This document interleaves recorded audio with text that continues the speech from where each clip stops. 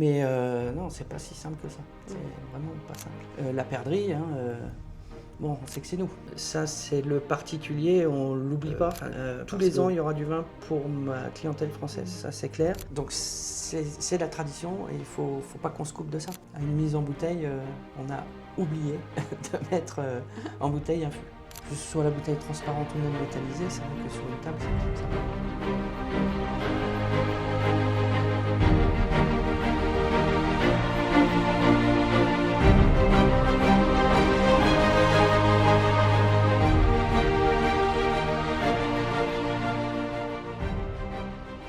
Bienvenue sur Jacadi, votre capsule visuelle et sonore au cœur de la Bourgogne. Un espace pensé pour parler patrimoine et transmission et mettre en lumière celles et ceux qui font vivre notre territoire.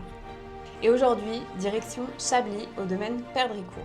Une histoire familiale née en 1986 avec seulement un demi-hectare de vignes. À l'époque, Roger Courty travaille en banque la semaine et s'occupe des vignes le soir et le week-end.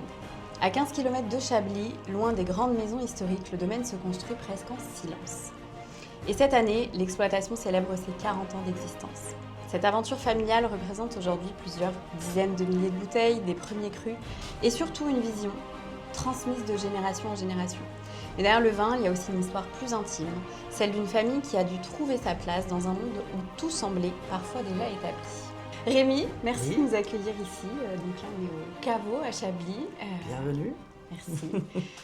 Cette année, 40 ans d'existence. C'est ça. Comment ça a commencé ? Parce que j'en parle un petit peu, mais comment ça commence ? Alors l'aventure, on va dire l'aventure de Lyon, déjà, ça a commencé par là, c'est que mes parents sont originaires de Haute-Marne et on va dire ont migré du côté d'Auxerre, puisque mon père avait trouvé un job en banque, donc au Crédit Agricole. Ma mère travaillait également sur Auxerre. Donc ils sont arrivés sur Auxerre dans les années 70, donc en 74. Et donc mon père s'occupait au Crédit Agricole de pas mal de dossiers viti et surtout agricoles à l'époque. Chablis n'avait pas atteint encore son grand boom commercial connu dans les années 80. Et donc par son métier, il s'est lié d'amitié, notamment avec des viticulteurs. Des grands noms connus sur le chablisien et sentant quand même le bon vent venir sur Chablis, il s'est dit tiens peut-être que à l'aube de mes 40 ans pourquoi pas prendre un virage et s'installer et donc il a demandé entre guillemets l'autorisation à quelques viticulteurs et s'il y avait éventuellement une parcelle qui se libérerait ou quelque chose à planter. Et puis le téléphone a sonné un soir dans l'année 86 justement. Mon père a planté son premier plant de vigne donc en 86 et donc première vendange 89. Tout début. Le tout début. Et donc, à ce moment-là, lui, il est en banque, il travaille. Quand est-ce qu'il quitte tout ça Alors, 10 ans plus tard, donc en 96. En 96, il revient sur l'exploitation, puisque l'exploitation était donc au nom de ma mère, puisqu'il ne pouvait pas faire deux activités en même temps. Donc il est revenu il a démissionné donc du Crédit Agricole et est revenu 10 ans plus tard, donc en 96. Et l'année d'ailleurs de l'installation donc de ma sœur, donc Virginie. C'était 10 ans après, il y avait un autre virage qui était pris. Oui. 10 ans plus tard, là tout était planté. Sur cette première parcelle-là, qui représentait environ 3,5 hectares sur l'appellation Chablis et 75 arts de Petit Chablis. Voilà, à cette époque-là. Donc 10 ans plus tard, ça prend déjà un gros virage. Je lisais dans même une interview que ça n'a pas été très simple. C'est jamais simple. Alors dans tout milieu, je dirais, pour faire sa place, c'est toujours un peu compliqué. Mais ne serait-ce que pour accéder aux vignes. Déjà, ne serait-ce que ça, puis c'est la base. Et donc ça, c'est très compliqué. Hein. C'est vrai qu'il y a une grande compétition entre collègues. C'est certain. Après, dans ces années-là, c'était encore... Enfin, je dirais que c'était plus simple. C'était plus simple. Là, plus on avance, plus là, ça devient c'est plus très possible. compliqué. Ben, je pense que quelqu'un qui arrive et qui veut s'installer comme ça, ça va être très très compliqué. Argent ou pas argent. Hein. C'est quoi? C'est qu'il y a justement, il y a plus la place. l'accès, Ouais. c'est l'accès aux parcelles, tout simplement. C'est que, et puis bon, après, il y a des réglementations. Bon, ça, après, c'est encore autre chose. Mais non, c'est pas si simple que ça. C'est vraiment pas simple. Donc ça, c'était déjà, déjà d'acquérir des vignes. Alors, en fait, on est toujours sur le qui-vive pour essayer de récupérer une parcelle, peu importe l'appellation, hein, que ce soit du petit ou peut-être un jour du grand. Là, tiens, il y a 2 ans, on a encore pu acheter une parcelle de 60 arts sur la commune de Maligny. Puis ça fait partie un petit peu de mes, de mes gènes, on va dire, de vouloir tout le temps évoluer, de vouloir toujours faire des choses. Constante quoi. évolution. Ouais. Oui, toujours des petites remises en question ou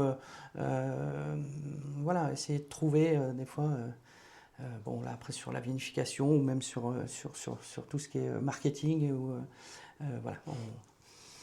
C'est ce qui permet de sortir du lot. Oui, aussi. Oui. Ah, j'aime bien sortir des sentiers. Oui, parce que niveau marketing, vous avez créé aussi votre marque de fabrique. Déjà ça a commencé quand les parents se sont mis à commercialiser donc de la bouteille tout de suite. À la première vendange en 89, tout de suite derrière, il y a eu une première mise en bouteille. Donc on a toujours fait de la bouteille et commercialisé de la bouteille essentiellement aux particuliers au départ. Ne serait-ce que le logo.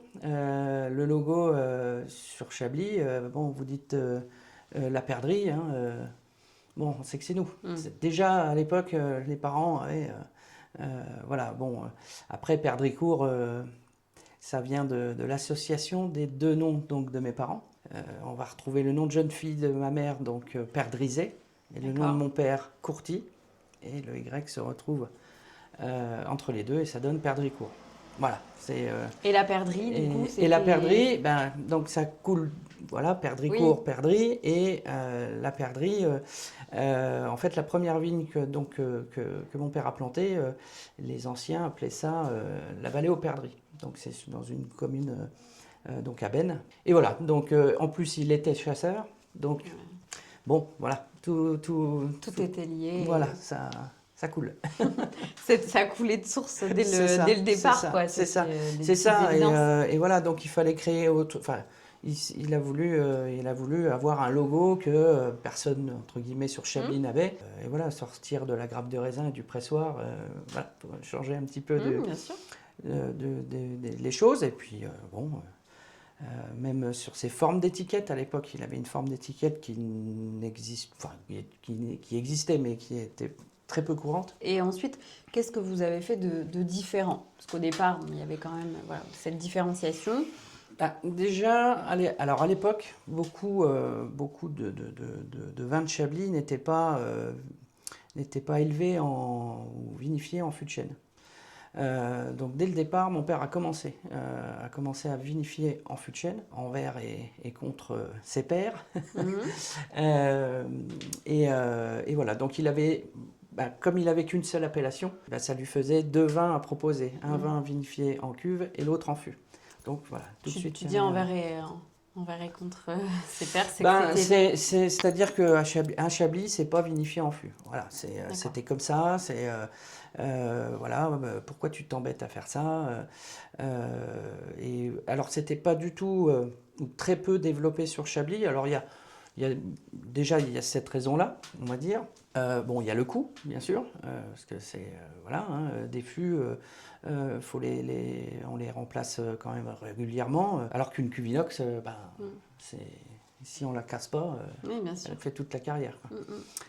Et puis on n'a pas de tonnelier à Chablis. C'est déjà un problème aussi, d'appro à l'époque, hein, maintenant ça se fait bien, mais c'était quand même plus compliqué. Oui, Voilà. et d'en trouver. Oui, d'en trouver. Et puis bon, vraiment aussi, il y a le coût que ça représente quand même. Le coût, les pertes à la vinification. Mais c'était le mais choix. Donc mais il l'a c'était fait. le choix et c'était pour avoir une gamme un peu plus étoffée. Proposer au moins 2 vins dès le départ. Et après, il y a eu le petit Chablis qui est arrivé. Et il y a eu donc 3 vins à présenter.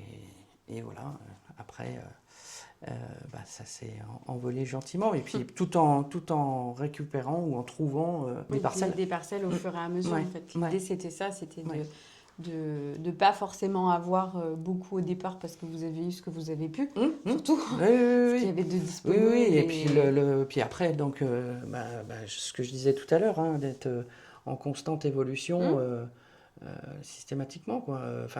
Tous les ans, il y a des remises en question sur la stratégie de l'exploitation, qu'est-ce qu'on fait? Qu'est-ce qu'on fait pour Qu'est-ce pour qu'on fait? s'améliorer, Après, sur le commerce, hein, il y a le côté géopolitique aussi qui fait que il y a des endroits où c'est un peu plus compliqué, surtout en ce moment. Il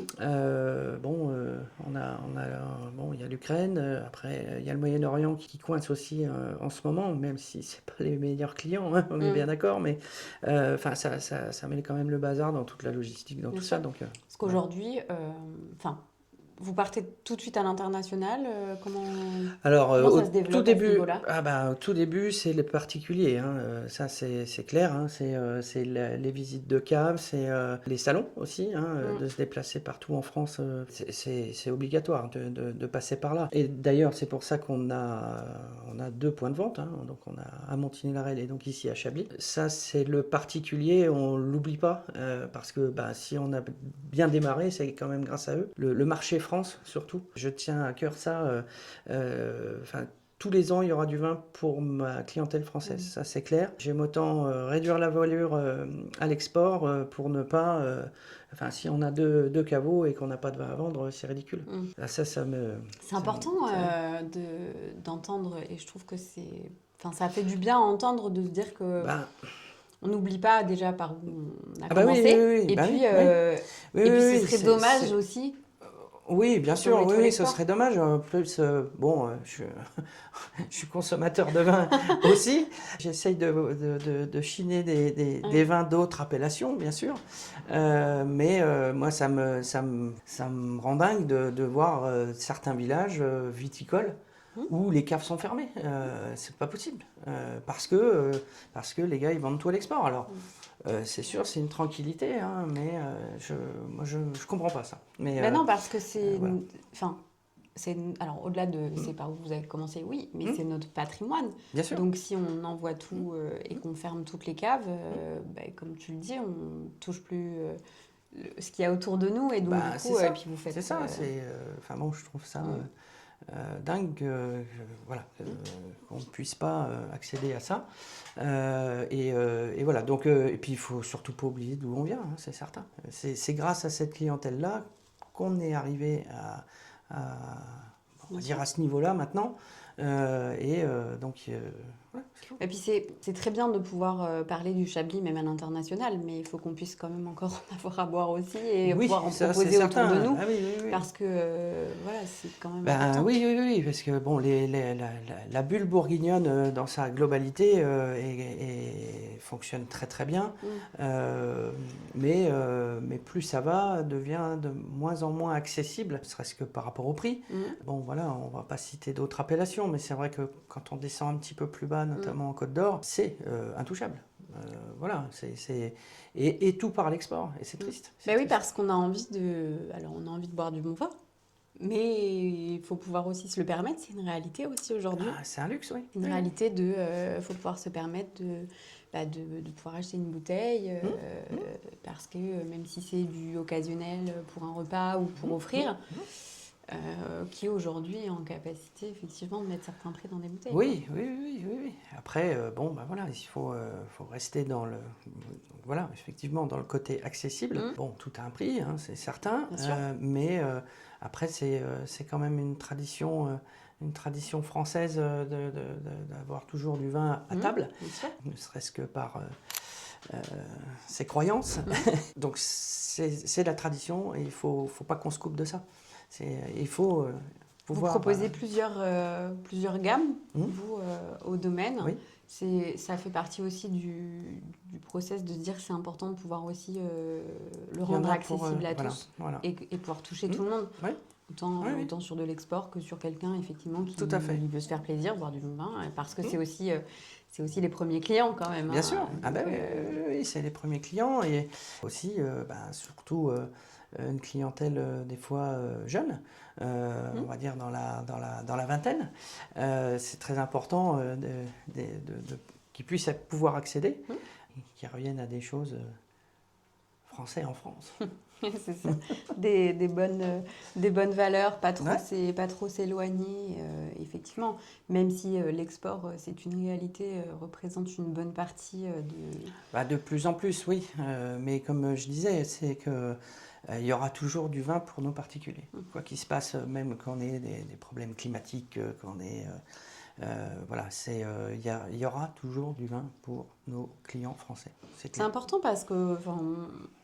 Si on prend un cas personnel, effectivement, alors que ce soit pour un repas ou pour un cas un peu plus exceptionnel, un baptême ou autre, si on a envie de faire vivre aussi notre patrimoine local, on a envie de pouvoir accéder à du vin d'ici. Donc moi, je trouve ça chouette que vous...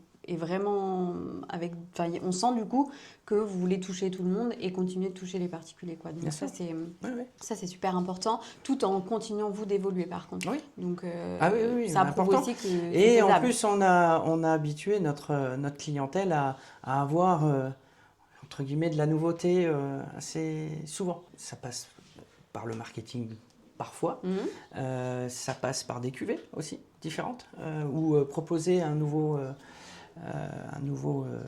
nouvelle cuvée ou une nouvelle appellation, puisque si on a eu la chance de pouvoir accéder à une parcelle, de pouvoir proposer autre chose. Et voilà, on est en permanence à vouloir proposer des nouvelles choses, et ce qui fait que ça nous a ouvert des portes aussi sur des marchés un peu plus particuliers, quoi, c'est vrai. C'est effectivement cette particularité de vos bouteilles quand même qui je pense on peut en parler parce que ça fait partie du coup de... Oui, ça fait partie de l'image et de marketing. Oui. Quand Et est-ce puis que vous on est mettez en connu, place Alors l'idée, ne serait-ce que de la bouteille transparente, j'ai eu l'idée sur le premier millésime, c'était en 2009. 2009, mon père était encore en activité. J'ai décidé dans un coin de ma tête de faire ça sans trop le prévenir. Donc quand notre fournisseur nous a apporté les palettes de bouteilles vides, ça l'a surpris et il m'a dit mais... Il y a un problème. Il y a un problème, tu comptes mettre du rosé en bouteille, enfin bon, puisque traditionnellement on va dire c'est souvent le cas. Oui. Mais en fait, je me suis inspiré notamment d'un grand champagne, Castel Roderer, pour pas le nommer.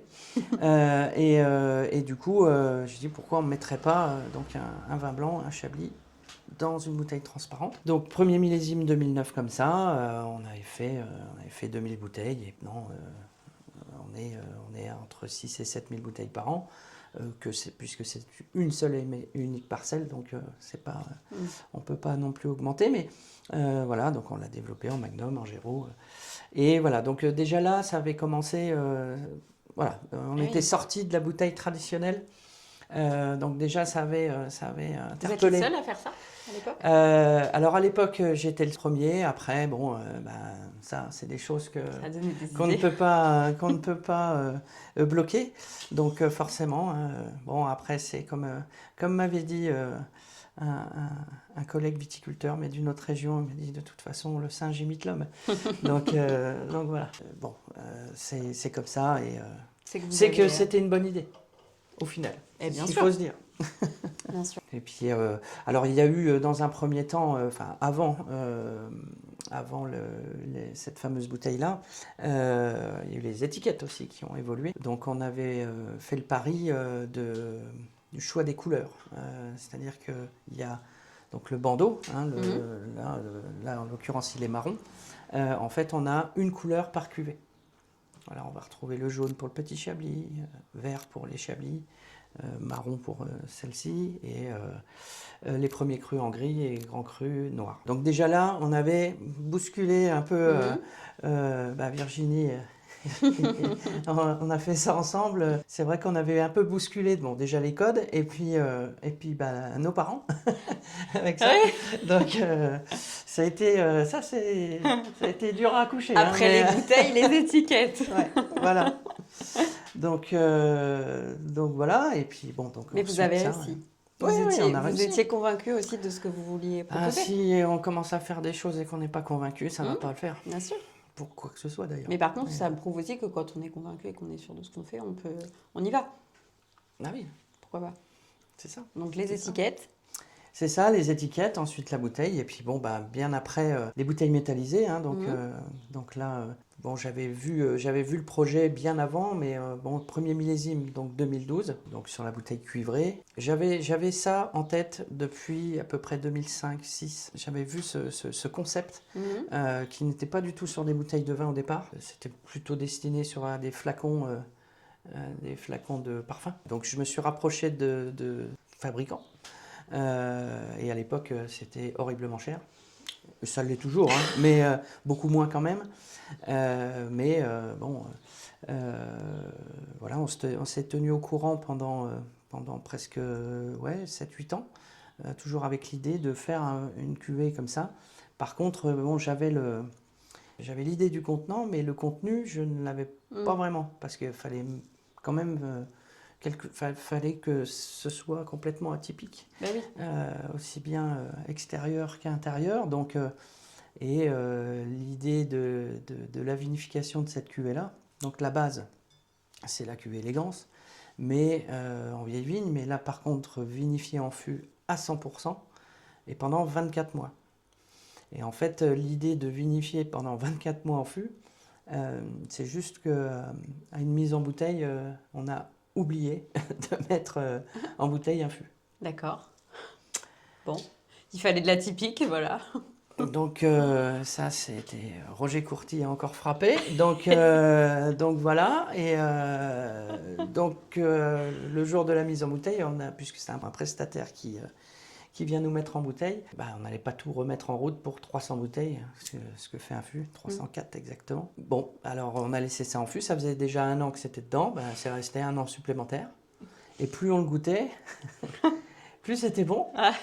Et voilà, et du coup, on a trouvé la vinification qui est complètement atypique. Hein, ça, après, nos détracteurs diront que c'est plus du Chablis. Ça, après, je mets ça de côté. C'est pas grave. Ça plaît, c'est le principal à mes clients. Donc, on a commencé l'aventure sur le premier millésime. Donc, en 2012. Sur le millésime 2012, donc 2 ans de vinification. Donc, on a sorti ça en 2014 pour l'inauguration de notre nouveau chai à l'époque.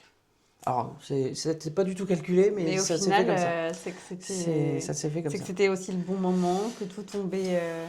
Oui, c'est voilà, karma. mais voilà, la petite histoire. Et alors là, pour le coup, c'est protégé. Oui. Voilà. Eh oui. Ah oui. Là, pas de fois. Pas 2 fois. Oui, c'est voilà. Quand même. Donc vous proposez différents coloris. Alors, on change sur la cuvée de Chablis. Ouais, sur la cuvée de Chablis, le concept aussi, c'est de changer de couleur par millésime. Donc, on a tout un arc-en-ciel là depuis. Donc, depuis 2014, donc ça va faire 12 ans. 2012, pardon. On se tire un peu les cheveux tous les ans, ou alors c'est la... Et oui, parce qu'à un moment donné... Oui, mais bon, on a un fournisseur qui est plein d'idées aussi. Génial. Et qui nous aiguille un petit peu. Alors après, on choisit quand même, mais parce que des fois c'est un peu foufou. mais voilà, après, il n'y a pas que la métallisation, il y a des mats aussi, on peut faire des peintures mates. Enfin, il y a tout un tas de trucs. Vous trouverez toujours de toute façon. Oui. Oui, bon, après, à un moment donné, ça va peut-être revenir enfin, Il y aura un cycle peut-être. oui, oui, oui, oui, oui, Quand on oui, aura oui. fait le tour.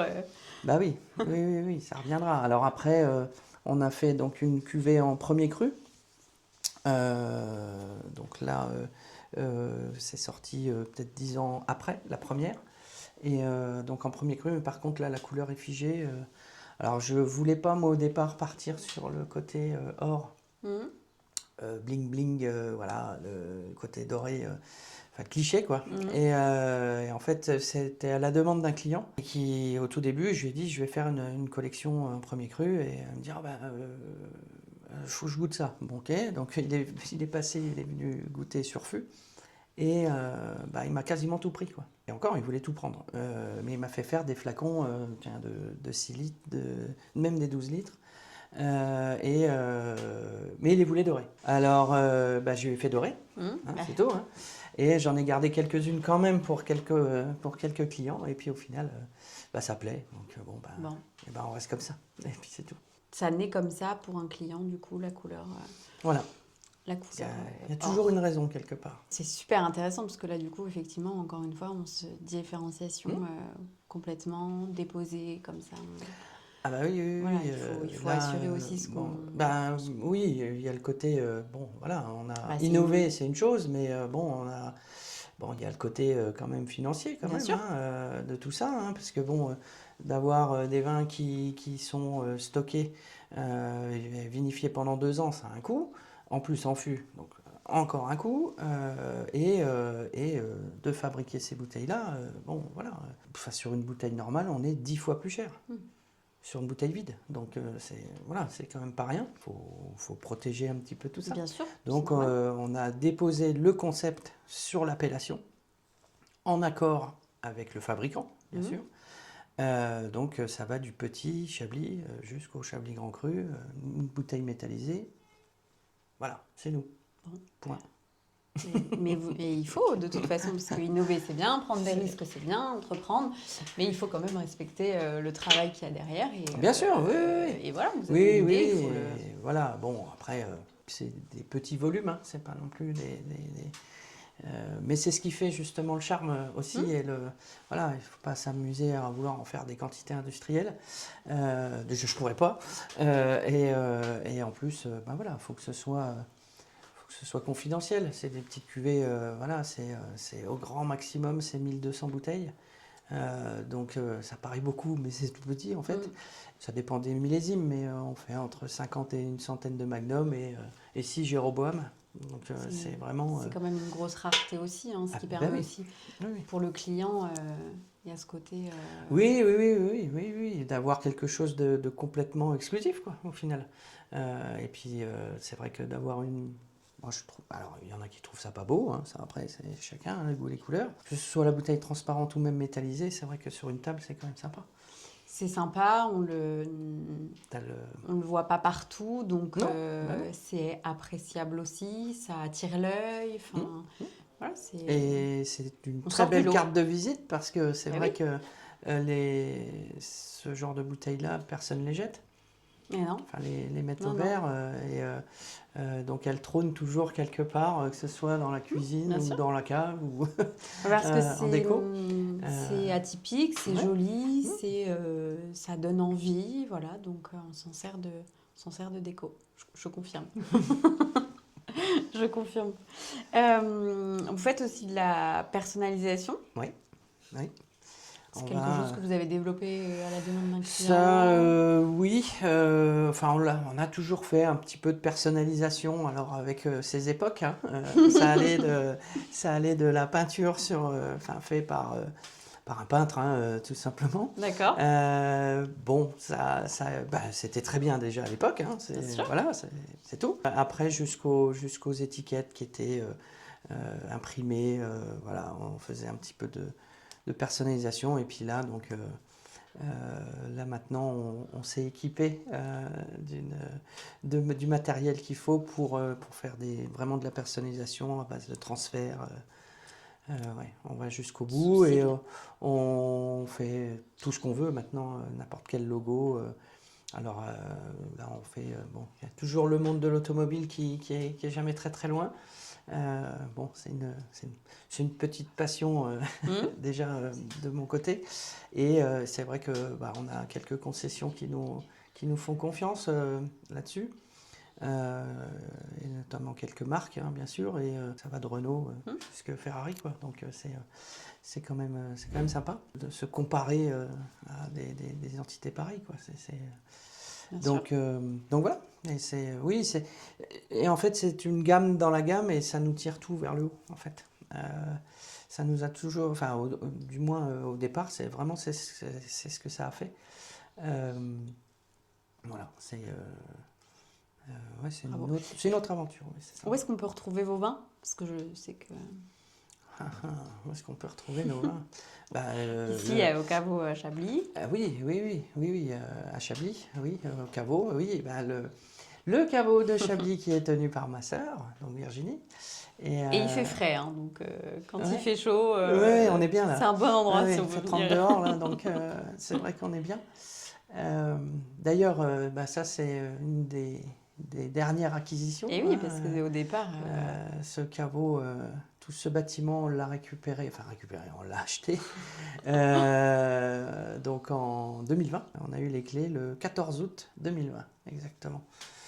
Ah oui, c'est précis. À 11h.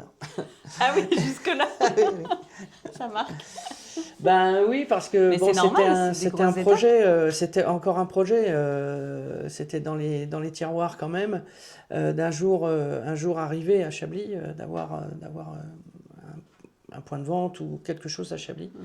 Et donc bon là, c'est fort. Quand même. C'est une superbe opportunité et voilà, c'était un de mes projets vraiment d'arriver à Chablis. Et parce que c'est que du positif, quoi.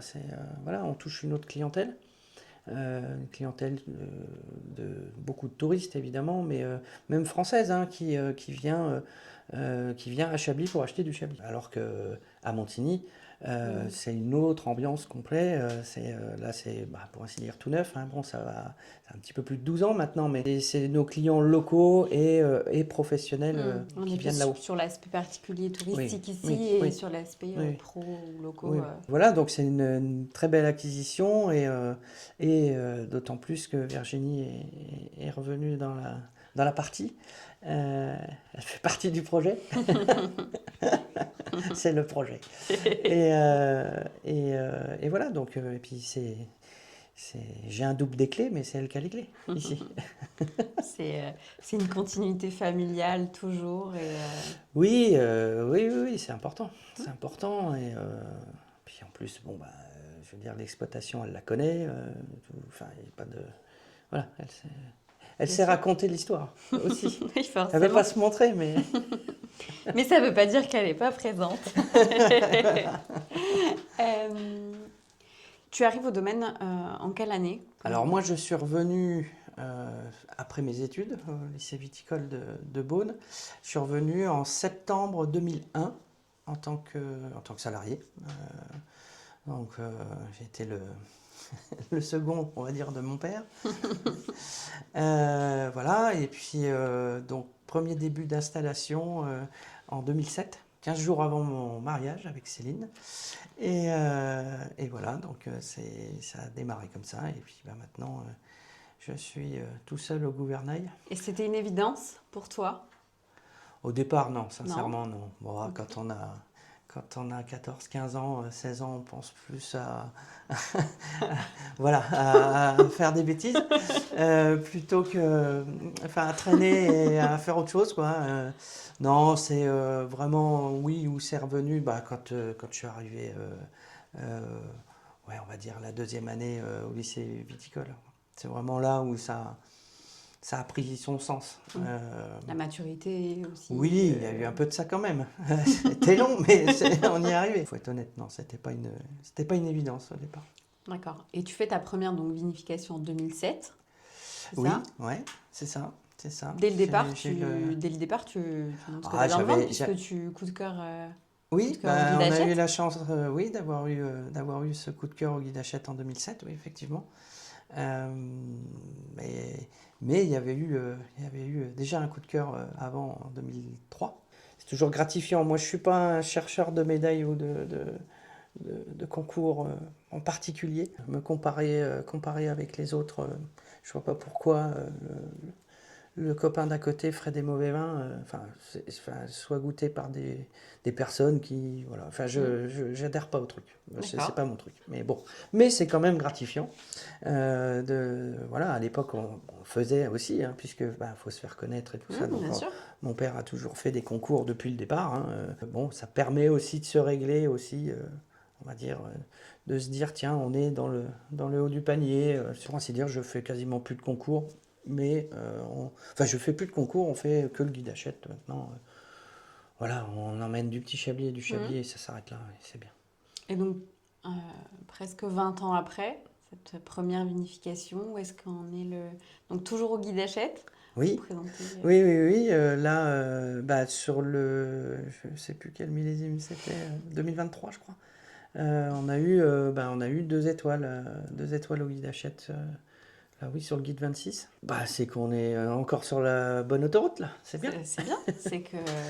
C'est que ça continue, c'est que vous n'êtes pas trompé aussi au départ. Et vous faites ce qu'il faut aussi, ce que tu disais, pour constamment aussi se remettre en question. Tous les ans. Oui. Ans. Et surtout de ne pas s'enfermer par du principe que on fait ses vins, c'est bien. Mais il faut vraiment aller goûter ce qui se fait ailleurs. Alors ailleurs, à Chablis, hein, déjà à la base, même chez des gens avec qui on ne s'entend pas, c'est toujours intéressant. Sûr. Et aussi de goûter ce qui se fait et éventuellement ailleurs sur le même cépage pour voir un peu peut-être des techniques, que ce soit dans la vigne ou dans la cave. Puisque le papier à musique, c'est quand même la vigne. Oui. Voilà, après nous on pose les notes dessus, mais c'est quand même très important. La vigne, déjà au départ, hein, si vous n'avez pas des bons raisins, des beaux raisins à la vendange, vous ferez pas quelque chose. C'est logique. Là, y a pas de... Oui, tout à fait. Au niveau climat, on entend beaucoup de choses tous les ans. C'est compliqué. Effectivement, on le voit puisque on est tous les jours dedans.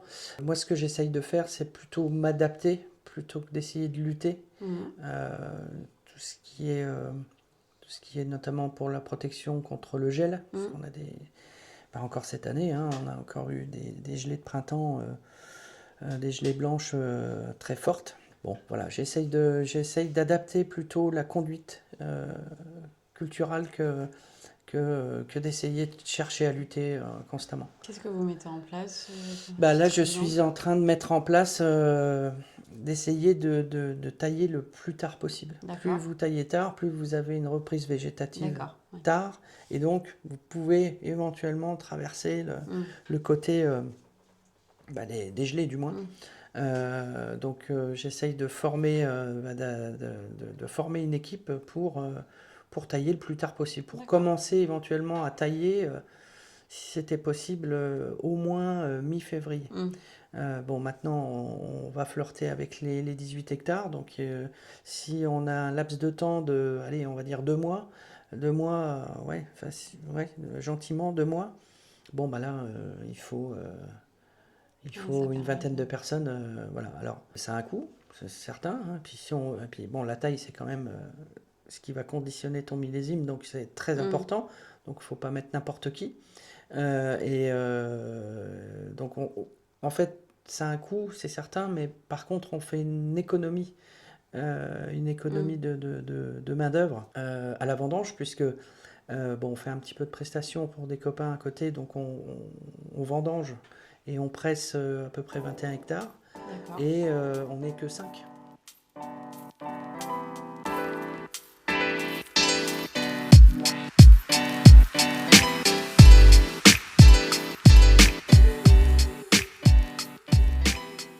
Donc là, on est à Montigny. C'est ça. Chez qui a vu donc le jour en 2014, on disait tout à l'heure. Ouais. 2014.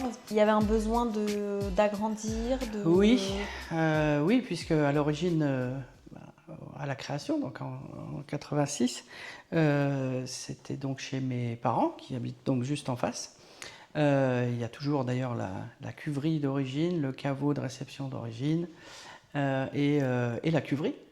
Qui fait à peu près la même taille que ce bâtiment-là. Avec le développement commercial et aussi de surface, on avait besoin vraiment d'un outil, d'une cuverie beaucoup plus grande et aussi d'avoir des bâtiments de stockage, de préparation de commandes pour tout ce qui est bouteilles. Et les bureaux étaient dans la maison d'habitation de mes parents, donc pareil, avec le développement, donc là maintenant on a donc des salariés, donc de venir dans la maison d'habitation, c'est pas... Voilà. Oui, Oui, il y avait un besoin. Il y avait un réel besoin, oui, oui, oui. Oui, c'était pas juste un besoin de plus de place, quoi. Il y avait. Oui, il y avait tout. C'était une évolution, oui, on était obligé de le faire. Bon, si on a des prétentions justement à vouloir briller un petit peu plus, forcément, on est obligé d'avoir des locaux Oui, c'est logique. voilà, dignes de ce nom. Comme ce que je disais tout à l'heure, c'est qu'on reçoit quand même beaucoup de particuliers, puisque à l'origine, les gens connaissent l'adresse ici. Donc voilà, c'était nécessaire.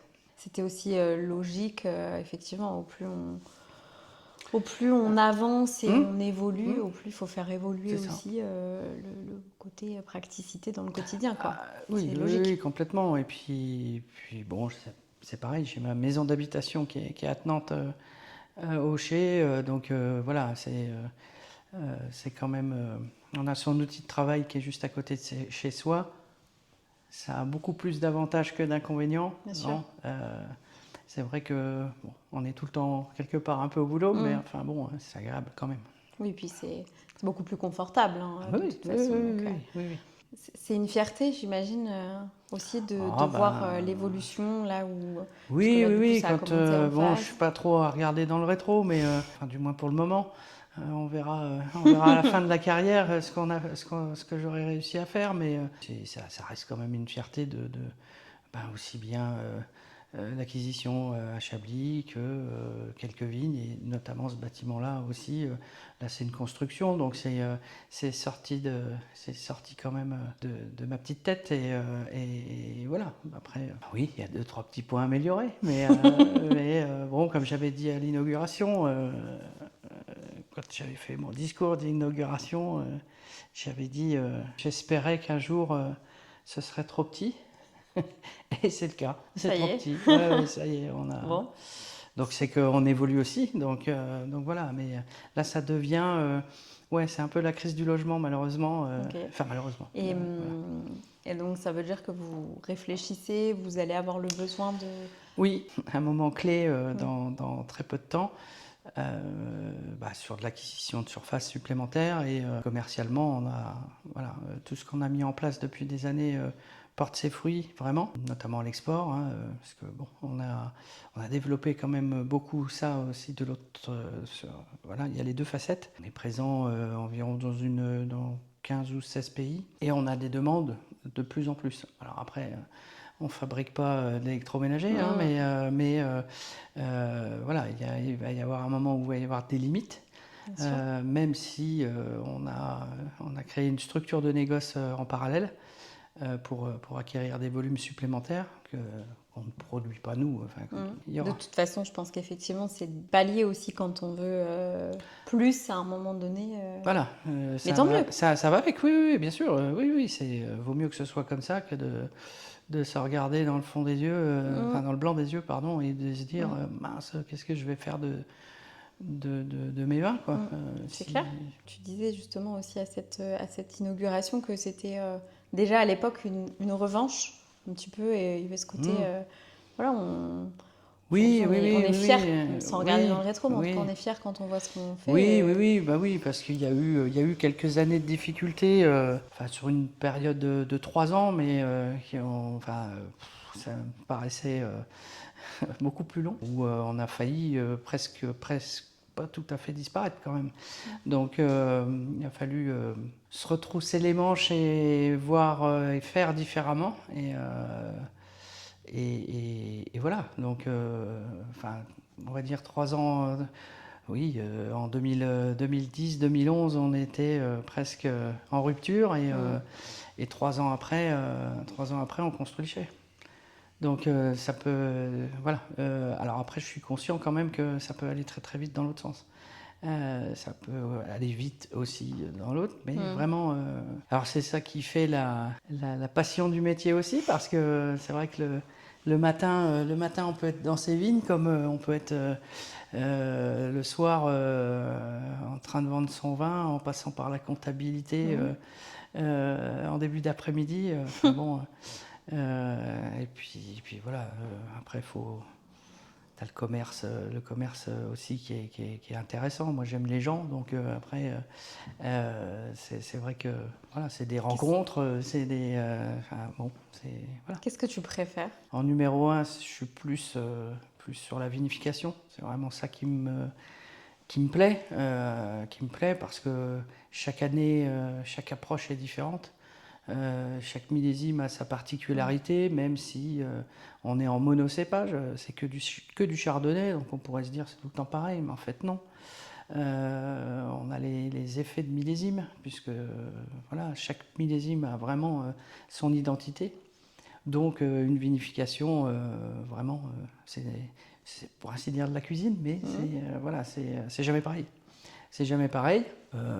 Après, la fierté de commercialiser son vin, du fait que c'est toi qui l'a manipulé. Bon, et puis que tu as des bons retours, c'est que ça le fait, quoi. C'est gratifiant. Et puis l'autre partie, la partie vraiment commerciale, voilà, alors que ce soit d'expliquer un peu avec des clients particuliers, avec 3-4 personnes. Voilà, je peux passer 2 heures à expliquer ce qu'on est en train de faire.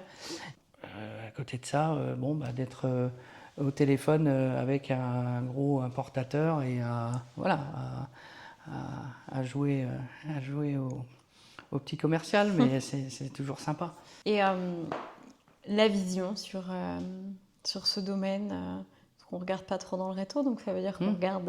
La garde devant. On regarde devant. Toujours essayer de proposer des nouveautés, que ce soit en termes de marketing, voilà, tous les ans, des nouveaux coffrets, des choses comme ça. Aussi avec donc des vignes supplémentaires, des bâtiments, des projets de bâtiments, forcément.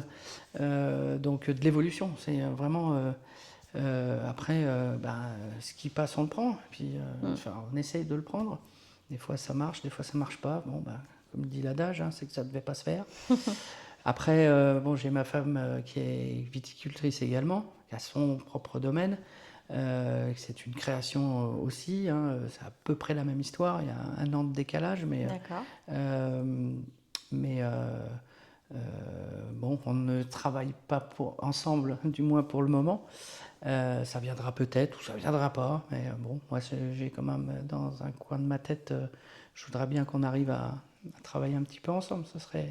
Ce serait sympa avant que l'heure de la retraite sonne.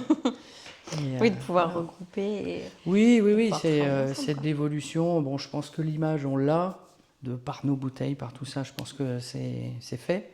De l'autre côté, comme on habitue les gens, enfin nos clients, à bouger tout le temps et à créer des choses, ils attendent. Donc, on le fait. Non, mais c'est ça aussi, c'est effectivement d'avoir ce côté où on propose, on innove, on change. Effectivement, on sait que la clientèle elle est en attente aussi. En attente aussi. J'aime beaucoup les gens, mais je fais beaucoup d'empathie. J'essaye de me mettre vraiment de l'autre côté, de l'autre côté du verre. Un petit clap. Allez. Bon, on fait ce petit jeu, un mot, une réponse. Spontané, rapide, voir à quoi ça te fait penser. C'est parti ? Allez. Bourgogne. Chablis. Évidemment. Patrimoine. Allez, puis les Chablisiens. Transmission. Transmission.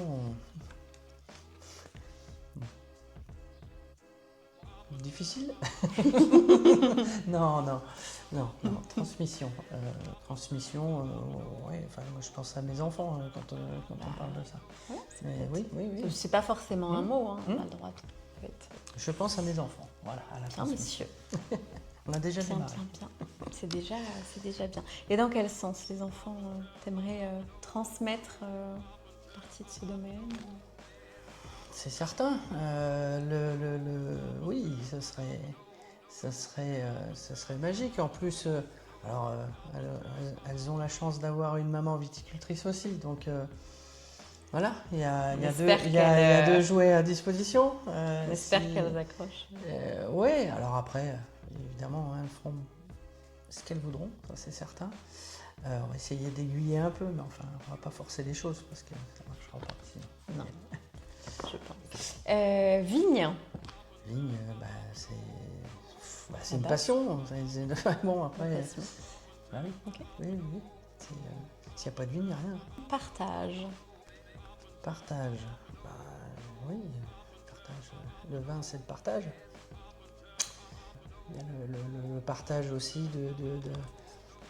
d'un morceau de patrimoine français quand même. Donc c'est à transmettre, justement, à des nouvelles générations j'aime jamais ce terme-là de clients, mais qui viennent nous voir et qui découvrent. Ça, c'est toujours... voilà. Bah, c'est partager. C'est partager un savoir-faire, c'est partager. Oui, et partager un morceau de Bien sûr. patrimoine. Ouais, c'est ça le partage. Merci. Et